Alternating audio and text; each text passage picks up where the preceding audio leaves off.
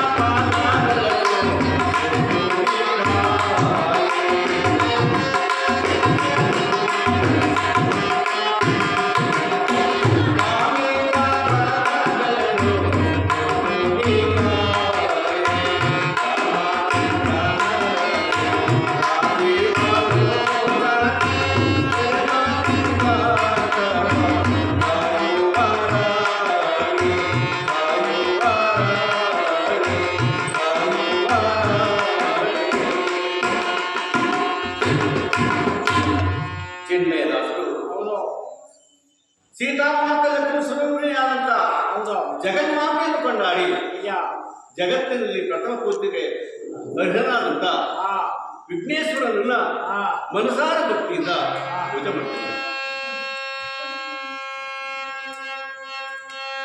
ಓಂ ನಮೋ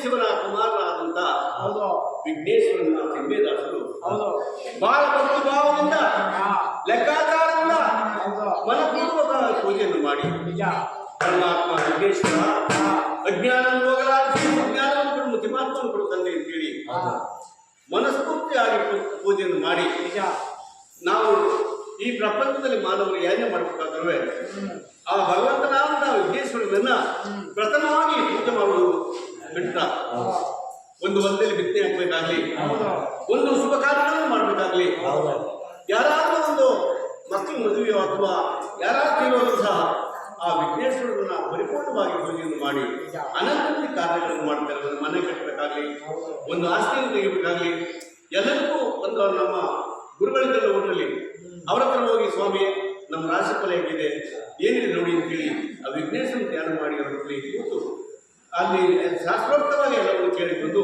ಮುಂದಿನ ಕಾರ್ಯಕ್ರಮವನ್ನು ಏರ್ಪಾಡು ಮಾಡದಂತೆ. ಅದರಂತೆ ಈ ನಮ್ಮ ತಿಮ್ಮಯ್ಯದಾಸರು ಭಗವಂತನಾದ ಈ ವಿಘ್ನೇಶ್ವರನ ಪರಿಪೂರ್ಣವಾಗಿ ಧ್ಯಾನ ಮಾಡಿ ಮುಂದೆ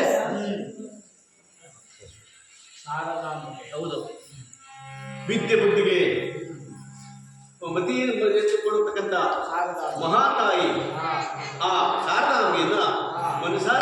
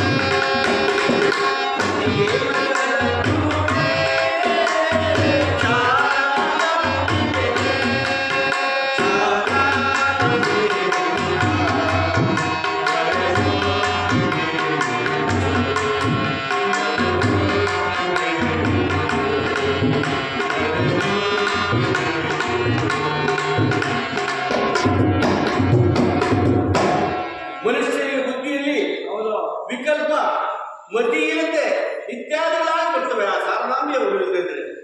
ಮಕ್ಕಳನ್ನ ಸ್ಕೂಲ್ ಕಳಿಸಿದ್ರೆ ವಿದ್ಯೆನೇ ಇಟ್ಟುವುದಿಲ್ಲ, ಮಧ್ಯಭ್ರಷ್ಟರಾಗುತ್ತದೆ. ಅವರಿಗೆ ಅಚಲವಾದಂತ ಬುದ್ಧಿ ಇರುವುದಿಲ್ಲ. ಏನು ಆ ಕಡೆ ನೋಡುದು ಈ ಕಡೆ ನೋಡುದು, ಸರಿಯಾಗಿ ಪಾಠ ಕಲಿಯುವುದಿಲ್ಲ. ಈ ಮಹಾಮಾತೆ ಖ್ಯಾತಿಯಾಗಿ ಮಾನವನಿಗೆ ಆಶೀರ್ವಾದ ಕೊಡುವುದಾದರೆ ಯಾವ ಮಟ್ಟಕ್ಕೆ ಬೇಕಾದರೂ ಜ್ಞಾನವಂತನಾಗಿ ಏನ್ ಬೇಕಾದ್ರೂ ಮಾಡುವಂತಹ ಶಕ್ತಿ ಕೊಟ್ಟಳೆ. ಅದರಂತೆ ನಮ್ಮ ಚಿನ್ನೇದಾಸರು ಮಹಾಕಾರಿ ಬ್ರಹ್ಮನ ಸತ್ಯಾರ್ಥ ಶಾರದಾಂಬೆಯನ್ನ ಮನಸಾರ ಧ್ಯಾನಿಸಿ ವೈಕುಂಠಪತಿಯಾದಂತ ವೆಂಕಟೇಶ್ವರ ಸ್ವಾಮಿಯನ್ನು ಧ್ಯಾನ ಮಾಡ್ತಾರೆ.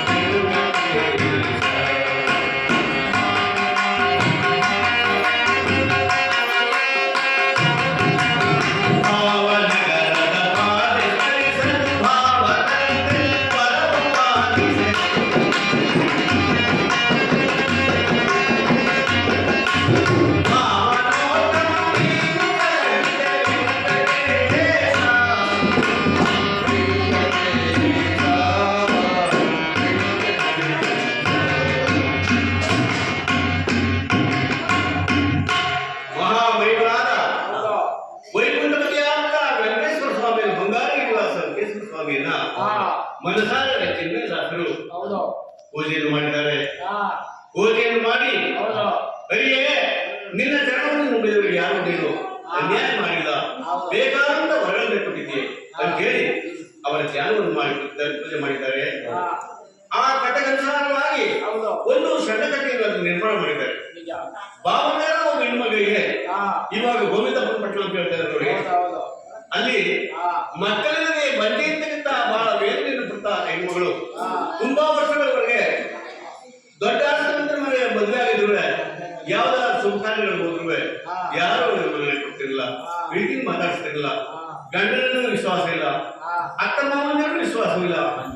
ಯೋಚನೆ ಮಾಡ್ದ ಪರಮಾತ್ಮ, ನನ್ನ ತಂದೆಯ ಮನೆ ಕುಲದೇವರಾದಂತ ಶ್ರೀಮನ್ನಾರಾಯಣ ಈ ಬಂದಿಯಂತಕ್ಕಾಗಿ ಈ ವಿಚಾರ ಇದನ್ನ ಅರಿಷ್ಟವನ್ನು ನನ್ನಿಂದ ಹೋಗಲಾಡ್ಸಪ್ಪ. ಒಂದು ಕಣ್ಣಿನ ಕುಟುಂಬವಾಗಿ ಒಂದು ಇನ್ನೊಬ್ಬರು ಯಾವ್ದಾದ್ರು ಸಂತಾನ ಕೊಡಪ್ಪ ಅಂತ ಹೇಳಿ ಮನಪೂರ್ವವಾಗಿ ಬೇಡ್ಕೊಂಡು ಪರಮಾತ್ಮನಿಗೆ ಕರುಣೆ ಬಂದು ಮಗಳಿಗೆ ಅಭಯಹಸ್ತವನ್ನು ನೀಡಿ ಆಶೀರ್ವಾದ ಮಾಡಿದ್ದಾನೆ. ಅದಕ್ಕೆ ಮಾಡ್ತಾರೆ ಕೇಳ್ತಾರೆ, ಸ್ವಾಮಿ ನನ್ನ ಗರ್ಭದಲ್ಲಿ ಜನಿಸಿದಂತ ಮಗು ನಿರುತ್ತಂದು ನನ್ನ ಬಂದೇ ಅನಿಸಿದ ಮಾತು ಹೊರಟರು ಸರ್, ನಿಮ್ಮ ರಕ್ತಕ್ಕಾಗಿ ನಾನು ಅವಕಾಶ ಕೊಡ್ತೀನಿ, ಇದು ಸತ್ಯವಾದ ಮಾತು ಅಂತ ಹೇಳಿ ಮಾತು ಕೊಟ್ಟ ಪರಮಾತ್ಮನ ಇವನು ವೆಂಕಟಾಚಲಪತಿ ಅವನಿಗೆ ಆಶೀರ್ವಾದವನ್ನು ಮಾಡಿ ಗರ್ಭಸಂತಾನವಾಗಿದೆ. ಆಗ ಆ ಮಗುವೆ 9 ತಿಂಗಳು ತುಂಬಿ ನವಮಾಸದಲ್ಲಿ ಗರ್ಭವತಿಯಾಗಿ ಒಳ್ಳೆ ಸುಂದರವಾದಂತ ಒಂದು ಮಗುವನ್ನ ಗಂಡು ಮಗುವನ್ನ ಎತ್ತಿದ್ದಾಳೆ.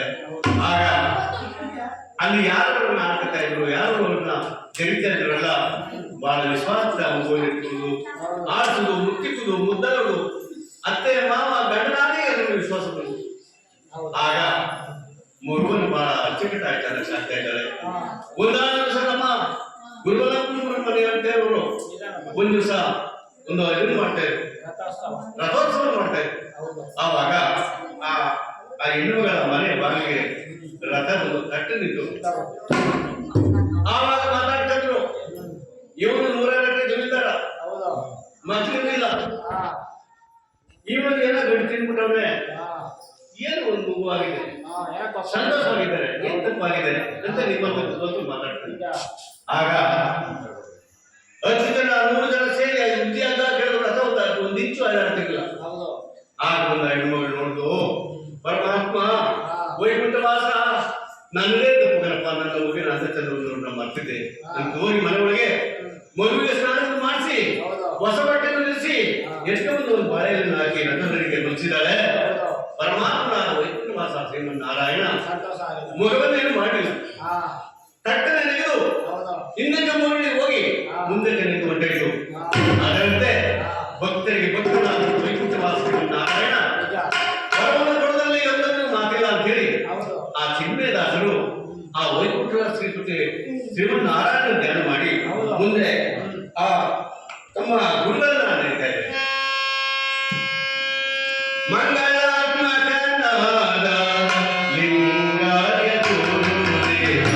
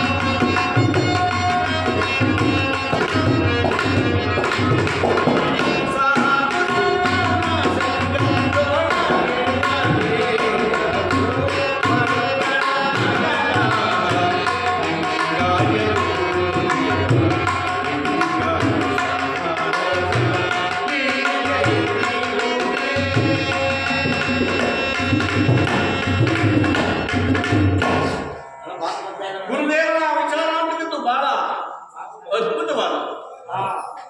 ಯಾರೇ ಆಗಲಿ ಗುರುವಿನಿಂದ ಪವಿತ್ರವಾದ ಸ್ಥಾನ ಯಾರು ಇಲ್ಲ. ತ್ರಿಮೂರ್ತಿಗಳಾದಿಯಾಗಿ ಅಮರೇಂದ್ರ ದೇವಾಲಯದ ಆದಿಯಾಗಿದ್ದಾರೆ. ಗುರುದೇವನ ಸನ್ಮಾನಿಸಿ ಗುರುದೇವನ ಪಾದವನ್ನು ಪಾವನ ಮಾಡಿ ಅವರಿಂದ ಆಶೀರ್ವಾದವನ್ನು ಪಡೆದು ಮುಂದಕ್ಕೆ ಅವರು ಕಥೆಗಳನ್ನು ಮಾಡ್ತಾರೆ.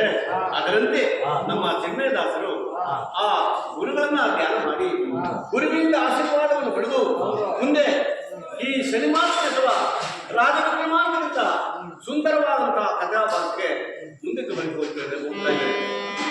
ಆ ಉಜ್ಜನಿ ಪಟ್ಟಣದ ಅರಸನಾದಂತ ಚಂದ್ರವರ್ಮನ ಮಗನಾದಂತ ವಿಕ್ರಮರಾಜನ ಪುಣ್ಯ ಚರಿತ್ರೆಯನ್ನ ಬರಿತಾ ಇದ್ದಾರೆ. ಕಲೆ ಕಲೆಯು